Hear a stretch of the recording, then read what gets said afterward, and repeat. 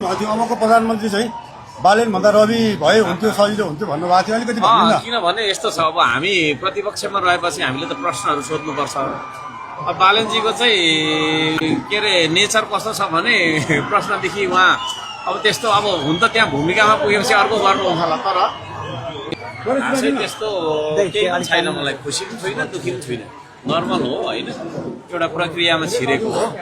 त्यसले गर्दाखेरि तर अब जनताले एक खालको जुन काम गर्ने ठाउँमा होइन जानु, माथि गएर कुरा गर्नु भन्ने किसिमले मलाई अब म्यान्डेट दिनुभएको छ। त्यो अनुसार म काम गर्नेछु इमान्दार भएर। त्यो हो व्यक्तिगत कस्तो रहन्छ तपाईँको? अब डह्रो खरो रहन्छ उपस्थिति। लेख्नु भएको थियो अबको प्रधानमन्त्री चाहिँ बालेन भन्दा रवि भए हुन्थ्यो सजिलो हुन्थ्यो भन्नुभएको थियो अलिकति भन्नु न। किनभने यस्तो छ अब हामी प्रतिपक्षमा रहेपछि हामीले त प्रश्नहरू सोध्नुपर्छ। अब बालनजीको चाहिँ के अरे नेचर कस्तो छ भने प्रश्नदेखि उहाँ अब त्यस्तो अब हुन त त्यहाँ भूमिकामा पुगेपछि अर्को गर्नुहुन्छ होला, तर चुप लाग्नु भन्नु नि हो।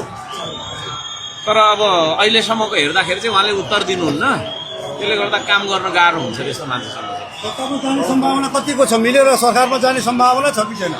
त्यस्तो के अरे म्यान्डेट त्यो खालको होइन होइन, हामीलाई के अरे त्यस्तो ठाउँमा जनताले पुर्याउनु भएको छैन। त्यसले गर्दा त्यो कुरा म गर्दिनँ। राष्ट्रिय पार्टी बन्नेमा कतिको विश्वास हुन्छ अरविन्दज्यू? समानुपातिको भर्खर गणना सुरु भएको छ, 3टा सिट जित्ने लगभग त्यसमा पनि निकै आउनुपर्ने हो जस्तो लाग्छ मलाई चाहिँ।